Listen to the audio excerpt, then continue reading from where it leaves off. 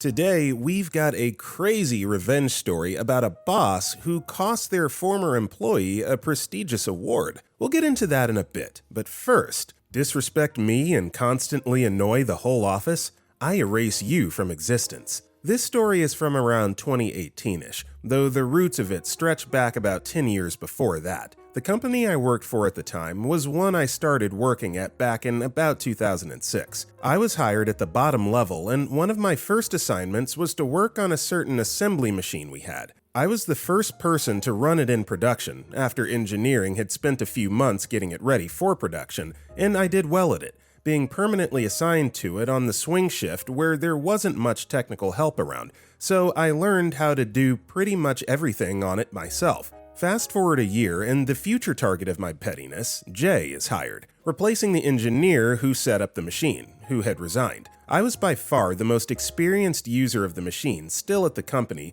so he leaned on me pretty heavily to get up on how it worked. I spent a few weeks meeting with Jay regularly to go over its quirks and the like.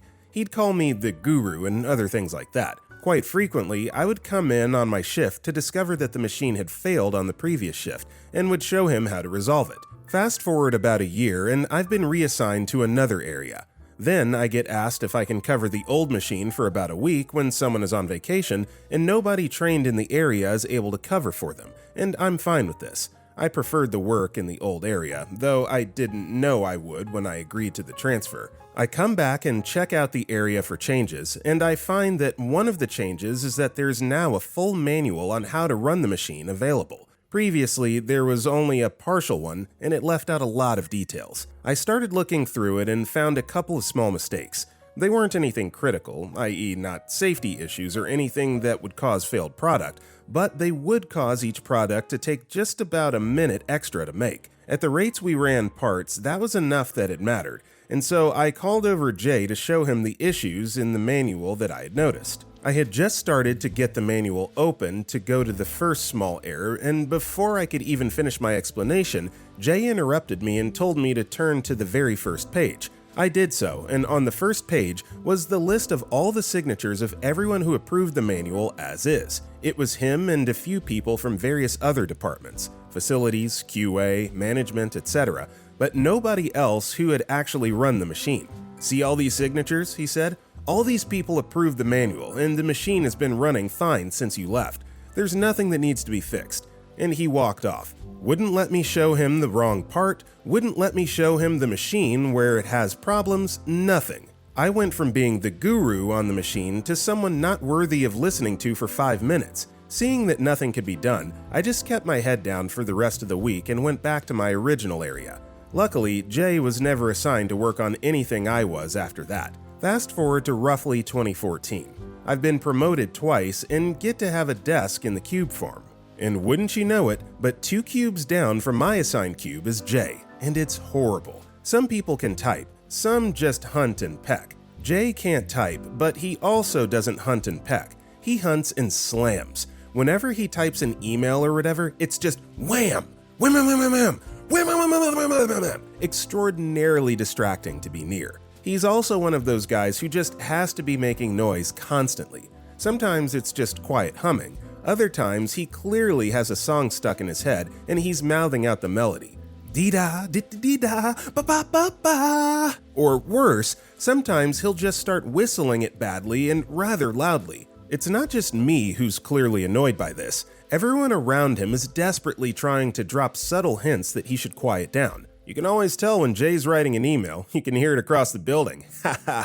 I could ask IT to get you a new keyboard. New models are a lot quieter. Or you can always tell when Jay's at his desk, and he does hear these complaints and just shrugs and says he likes his keyboard and he's too old to change his habits and he's been singing so long that he doesn't even notice that he does it. I asked multiple times to be transferred to a different cube where it would be quieter, but was denied. I finally just gave in and bought a nice pair of over-the-ear headphones that drowned him out, though it still wouldn't help if I had to talk to a coworker or make a phone call. Finally, around 2018, he announces he's leaving because he was retiring. Talked all about his plans to get an RV, drive around the country, and so on. Finally, I would be rid of him. Now, the place I worked was oversized for the staff we had. It was only maybe 75% of capacity, so when people left, there was never any need to reclaim their cube, or their locker space, or their assigned space in the coat rack. In fact, there is a sort of an unofficial tradition that longtime employees would have their areas preserved for quite a while after they left,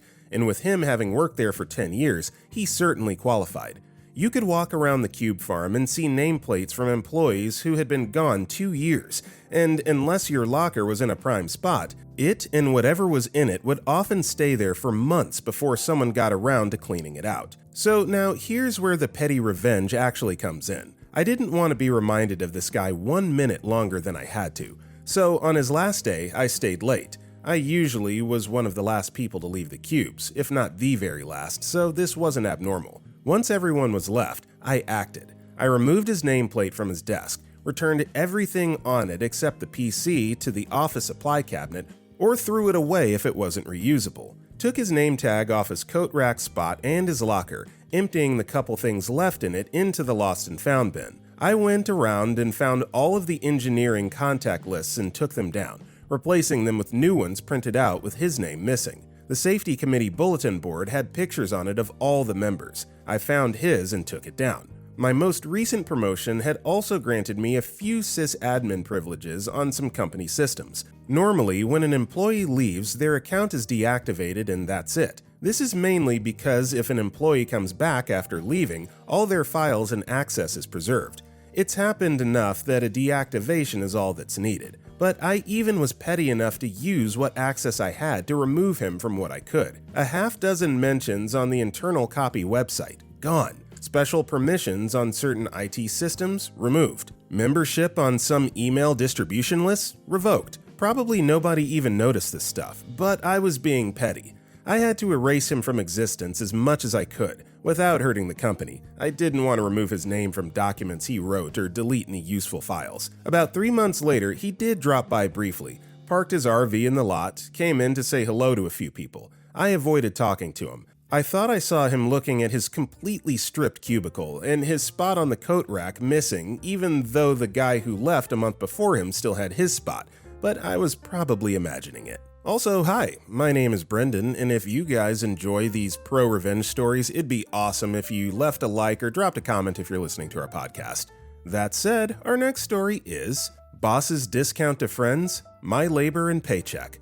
I work in a service industry, pest control, that pays me a percentage of what my customers pay as an extra paycheck on top of my normal hourly rate paychecks. Example, I go to a customer whose bill is $100, I get $20. If I'm out sick that day and a coworker goes, they get it instead. Each month, the grand total is added up.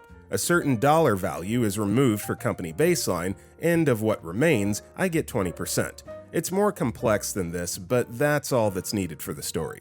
My boss has a bad habit of giving discounts to friends of his, usually below the company minimums that have been set for me and my coworkers if we were to sell the work ourselves. The problem is that despite these people not being my friends, I still got assigned to do the work, and now that customer is paid less, so I paid less. Example, $80 bill now pays me $16. I have brought up to them multiple times over the years that if they want their friends to pay less, fine, but in the computer, I should get my cut as if it was based on the full, current price that the market demands. Each time, my boss's response has been to pull his phone out for his calculator and play off the $4 difference, or whatever it is, sometimes a lot more, as insubstantial in the grand scheme of my total paycheck. They have so far proven incapable of understanding how disrespectful this is to me. If it's such a meaningless and small amount, then why is it so hard to pay me, who actually did the labor? Never mind that, not only do these stack up against me, but we're not a very financially successful company and can't afford the discounts. It's a matter of principle. Anyway, they're effectively pinching pennies out of my paycheck, and it's all justified under the current system because longtime customers also have similarly low prices, so it's just supposed to be considered one of those. Nothing illegal is happening with my pay, strictly speaking, just an absence of respect and morals. This just happened again despite recent discussions, and I'm starting to snap. The revenge? I fill up my work truck usually every 3 days, so I combined with all the other employees. Naturally, the gasoline bill is a regular talking point about trying to keep low.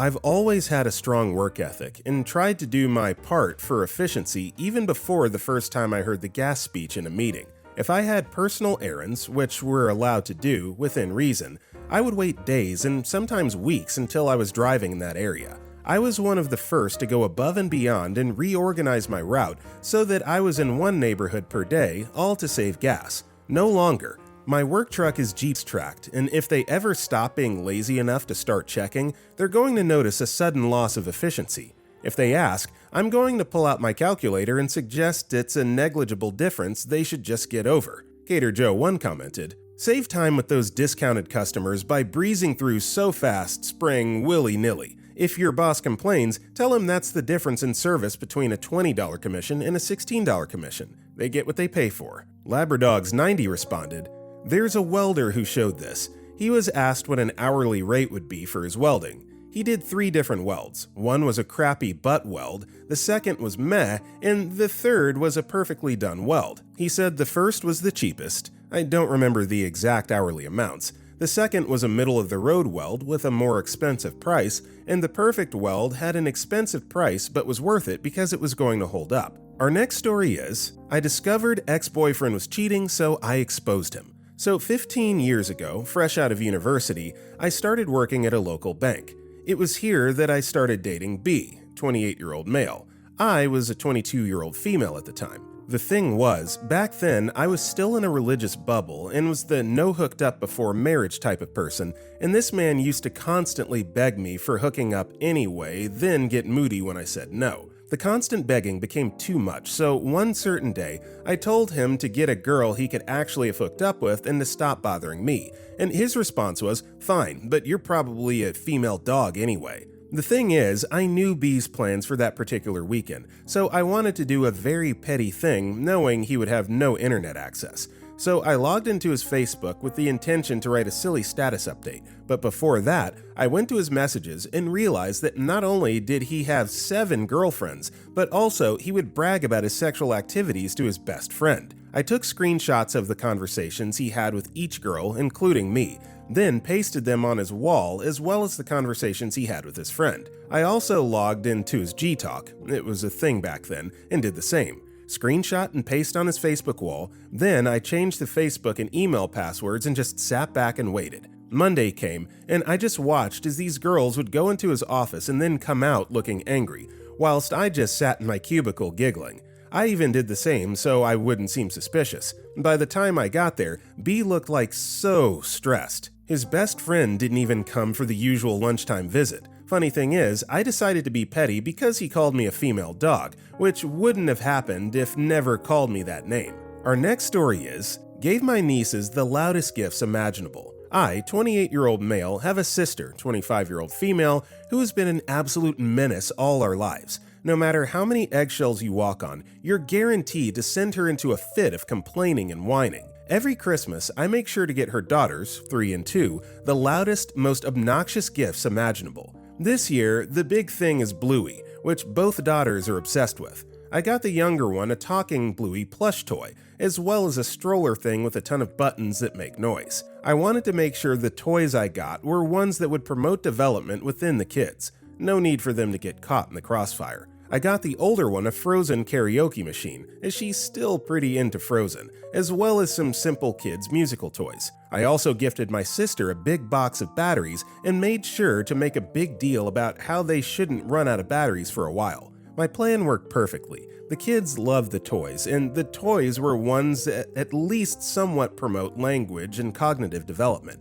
Sadly, they do fight over the Bluey plush regularly, and my sister is struggling to keep the peace with it. Emmy is Me commented, "My brother had a bulletproof response to people who did this, and he's one of the funniest men I've ever met. Anytime they opened a loud toy, my brother would loudly announce, 'Oh, look what person got for you at their house. That will be so much fun for you guys when they invite you over.' This only happened for 3 years, because he would then adamantly help them put it in their car, while asking when they wanted to have the kids over to play with it. All with the kids right beside him. Guilted like 6 people into having them over before everyone stopped buying noisy toys. They still had plenty of noisy toys, they were just picky about which noisy toys came in their house, so they were the only ones allowed to buy them. Our next story is, so, you don't like woke stuff? Edit. At the bottom of my post, I've responded to some of the comments. My niece works at a company in the Midwest known for their shipping and packing supplies.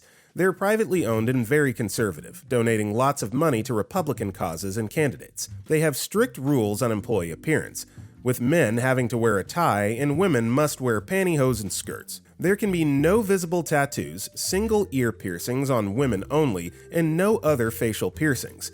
Desks can only have a single family photo. Pets don't count. My niece had a marketing degree and was looking for a job. She identifies as non-binary, had a rainbow flag tattoo on her forearm and a nose piercing. She knew about what they were like, but the pay was good, so she removed the stud from her nose, wore long sleeves to the interview, and got the job.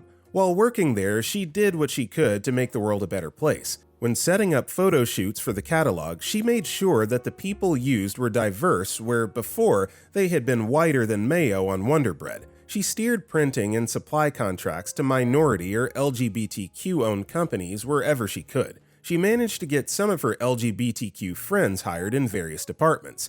She also worked with a group that was staging a pro-choice rally to get them to print up play cards on cardboard from the company's boxes so you'd see their logo on the back of the sign, making it look like they were implicitly supporting the cause. At her desk, she knew she could only have one family photo, so she made it worthwhile. She took a photo from a family reunion with about 30 people in it and did some photoshopping. In the back row, she included Bill and Hillary and Joe Biden and Obama. Eventually, she got a new job offer and put in her 2-week notice. She got permission to have someone help her take her belongings home. Her boss arranged a farewell party. That Friday, my niece showed up in ripped jeans and a Melissa Etheridge t-shirt. She had her head half shaved and the remaining hair was purple.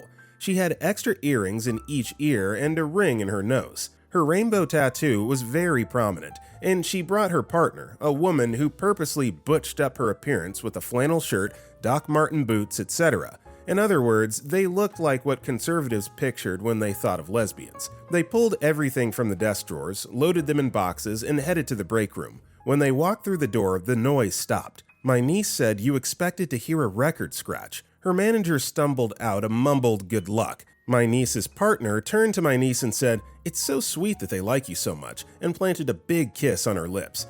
They stayed for a short time, eating cake and saying goodbye. She turned in her office keys and left. Shortly after, my niece got emails from former coworkers saying they couldn't believe how ballsy she was and that they wished they had the guts to do something like that. My niece told them about the contracts and photos, and they promised to keep up the good work. Update 1. Calling my non-binary niece her. She very briefly went by they, them, but said it just didn't feel natural. She told me that I can use they if she ever develops additional personalities. Actually, I call her Wombat, the nickname I gave her when she was little and she thought she was funny. 2. Why did she take the job knowing what they were like? She had just graduated college and needed a job. It was entry-level and paid well, so she could live on her own and still be able to pay student loans. She thought they were stuffy and old-fashioned, but didn't think the piercing and tattoo rule was too outrageous, and she could live with it. As time went on and she discovered just how prejudiced and petty they were, she started her minor rebellion. She always did her job well, fulfilling her responsibilities. She actually worked there for 6 years. 3. Steering purchasing to minority-owned companies. Her manager asked her to look at different suppliers when some contracts came up. She first looked through records to see who they had talked to in the past. She then got quotes from them and then found minority-owned companies and got quotes from them. In some cases, they could match or beat the existing suppliers. In other cases, they couldn't. She presented everything to her manager with pros and cons. She had no power or pull, but she could at least get them a seat at the table that had never been offered before. 4. Her final appearance. Yes, it was meant to be a shock. She wanted to show her uptight manager that one of those people could be a reliable employee and that you shouldn't judge a book by its cover. 5. Not naming the company. Whenever I see posts here, whether it's this one or any other, people don't give the name of the company, organization, or people involved. No one wants to explicitly say who they are referring to so as not to give out too many details about the parties and maintain a semblance of anonymity. It also helps to not be slandering some company. It is sort of interesting that just based on a couple of descriptive words, that many people immediately assumed which company I was referring to. It's almost like this company has a reputation for being run by prejudiced, homophobic, sexist, misogynistic, right-wing douchebags, or are terrified of expanding their worldview and accepting that we no longer live in the world of Ozzy and Harriet. I will neither confirm nor deny the name of the company. I will simply say that if you swap one letter in their name, that they'll be ticked. Vinman2 responded, Liz Uline is a nightmare. Their employee newsletters are terrible and filled with Trump propaganda. She's basically transformed a very sweet area of Northwoods, Wisconsin into her own personal project's playground. She'll literally walk into a gas station and say the parking lot is a wreck and that she'll have to pay to repave it. She's driven up costs by changing this sweet town into a playground for rich Midwesterners buying up land and coming up from Chicago for a few months a year. She's beloved by some and hated by many. Our next story is, pulled a revenge prank. This happened many years ago at a kids camp. I'm deaf and wore a hearing aid. We were supposed to be playing a game, so the leaders had us tie our shoes to each other sitting in a circle on the ground. There was about 20 of us. It turned out to be a prank by the leaders. They ambushed us with hoses and water guns. We couldn't get away quickly because of the tied shoes. Didn't get too wet and went into protective mode, keeping my hearing aid dry. They're not waterproof. I thought revenge right away and went into drama queen mode, crying that my hearing aid got wet and I can't hear. The leaders panicked and I let them panic for an hour. I mentioned that it cost $10,000, realistically $500, to replace it and did a whole lot of crying. When I had enough, I turned on my hearing and said, "Gotcha, think again about pranking me," and walked out. Eddie Woon commented, "Excellent revenge. My family members wear hearing aids, and we all are always acutely aware of our environments in order to prevent water damage." iNick20 responded, "Mine were $4,300, and the hearing care specialist I was seeing at the time expected me to upgrade every 4 years. I told her off, and she retired soon afterwards. The person that replaced her never mentioned upgrading and said I had a real solid model and was satisfied with the ones I had. He worked at the company of this hearing aids brand." Our next story is, bug me about paying when I did? It'll cost you. Back in the early 1980s, I had a credit card from one of the banks in my home state. At the time, I lived a few states away, so I made it a habit to send any payment out around the first of the month, well before the due date of the 15th. So far, so good, right? Well, not quite. You see, the office that you sent the check to was on one side of the state, while the main office billing center was on the other side of the state. This was also back in the day before computers were directly connected, so digital tapes had to be transported between the offices, which leads to my headaches with them. Every now and then, the mail might be delayed or something, and I'd get a nasty phone call from them on the 16th about paying my bill. Seriously, it was seriously annoying explaining that I had paid the bill while getting attitude from them about it. The final straw for me was the day I came home, checked my mail, and my bank statement was there with my canceled checks. Yes, there it was, my payment for the credit card, well before the due date. The phone call I got 10 minutes later set me off. This woman is chewing me out for not paying on time and going on about how this is not the first time they've called, and I lost it. I said, "Lady, I'm literally holding a check to your bank that was canceled 4 days ago. My bill's been paid and I'm not going to listen any further." So I decided enough was enough. It was time to get petty. I had just gotten another credit card, a much better one, so I didn't need this one. But rather than cancel it outright, I decided to make them pay for a while. What I did was to send in the remaining balance and overpay by 1 cent. The card wasn't due to expire for another 8 months, so I left it there, meaning every month they had to send me a statement saying I had a 1 cent overage. As the card came up on expiration, I canceled the card and received a check for the overage, all 1 penny, which I cashed. For 8 months, I made them print and mail statements, then print a check and process a cashed 1 cent check, which cost them a lot more than 1 cent. No Brilliant 1678 commented, "When I lived in New Orleans, the power company was, shall we say, not good. I don't remember what set me off, but one month I sent them 1 cent extra. I then paid them what I owed, keeping the 1 cent overage. After about 6 months, they sent me a check and asked me not to overpay by the penny. The next payment was 2 cents over. Rinse and repeat. For 2 years, and the refund checks were good for 6 months, and I cashed them 1 week before they expired." Our next story is, My former employer treated everyone like garbage, so myself and former employees cost them a prestigious award. I worked for about 5 years for a company where by the end, I was practically suicidal from the stress and the mistreatment. When I left, I was operating as a supervisor without the pay for a shift I wasn't even on. To give you an idea of just how awful this company was, I gained nearly a $10 an hour pay increase by leaving, and I had a fraction of the responsibility. Everything was fine until the COVID nation attacked, and considering the industry I was now in, it was a given that I would receive a pink slip. The following year that transpired was the most hectic, stressful, and difficult periods of my life. To try and spare you any unnecessary details, what transpired was me having to fire one contract agency for grossly padding my resume, only for this new contract agency to end up bait and switching me, promising me administrative experience, the degree I was working on at the time, only to turn me around and send me back to my former employer that I had so desperately wanted to leave in the past. Why? They had become their biggest client because they were a respiratory medical device company and business was obviously booming. Desperate for an income, I agreed and kept sending out resumes in the meantime. I was only back for 4 weeks, but holy heck, the place was like a war zone run by the most masochistic idiots you ever met. Some of the crap the company was pulling, trying to squeeze every last ounce of productivity, was appalling. They decided to try an old stick and carrot ploy whereby if you worked 20 plus hours of overtime each week between Thanksgiving and New Year's, you could get a $2,000 cash bonus. It probably goes without saying, you had people so desperate for spare cash that people were literally risking their lives to get to work. We had no less than 2 winter storms that shut down the state in the 4 weeks I was there, but the company found every loophole to exploit to keep from paying out these bonuses. They also lacked any semblance of compassion. I was on my way back to work when my car lunged its throwout bearing, leaving me stranded. I called both the temp agency and my employer, who immediately told me that if I didn't show, it was my job. I was 2 hours late, and they complained to my temp agency anyways because I refused to make up the lost time by staying and assisting the overnight crew.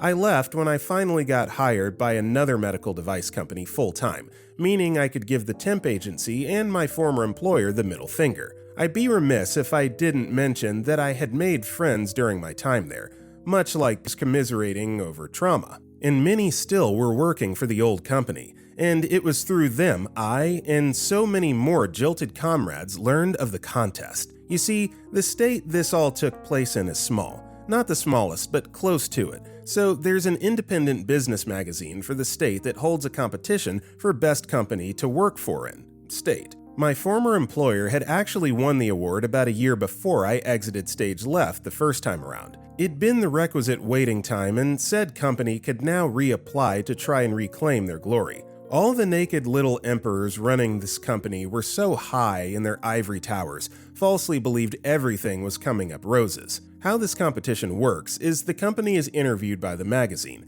and a link to an online survey is sent out to be disseminated to the respective employees. Thus, when me and so many who had a Discord group at the time learned of it through someone still within the employ of these idiots, they were more than willing to become a mole, and when the surveys were sent out, the former employees received one as well. It goes without saying, but we trashed this place in the survey. At the end, you could leave a comment, and so I regaled them with the abuse I faced my initial employment with the company, and how when I was forced back, I left when my former boss insulted me in an email for having the audacity to leave in the first place, all while using my newly deceased mother to prop up her own sob story. You may think it ends there, but it doesn't. This is not where the revenge comes in. Oh no. Imagine the shock when a message comes through the Discord group. Holy crap, you guys, if you open the survey in an incognito browser, you can take it as many times as you want. Me and my crew had gone from slingshots to being gifted a cannon, and we were not going to waste the opportunity. We proceeded to send in negative surveys as often as we could, and our mole would forward us the HR updates, and when 90% participation was reached, we halted our attack and waited. A week before the results would be announced, our mole informed us that bubbly was being stockpiled in the break room fridges. I had the forethought to monitor their LinkedIn and Facebook page. Every other post was about the BCTUF award and how excited they were to achieve it, assured victory was in the bag. Then the announcement came, and our mole excitedly texted us that management was as silent bedlam. The bubbly magically disappeared from the fridges. Any social media post referring to the contest or magazine vanished, and no one was allowed to talk about. They had obviously not expected such a pitiful defeat, but the results from the survey were so troubling that they came back to my former employer to go over the results. The company never really recovered from that point onward, and struggled to remain upright. Most recently, they had to delist from the stock exchange and go back to sucking the teat of venture capitalists. Tough Juggernaut 822 commented, "So, a while back on another forum, there was talk about a small medical tech company buying a lot of bubbles, and the OC, wine merchant, was wondering if that would be considered inside trading on stock market. I do believe they bought a load of shares in that company." Sometimes the stories of Reddit are all connected by little pieces of sting. It's great to see these revenge stories come about. And with that being said, that's all the time we have for today. If you enjoyed today's video, drop a like and comment below, and if you want to check out our other videos, click the video on the right. With that being said, I'll see you all next time.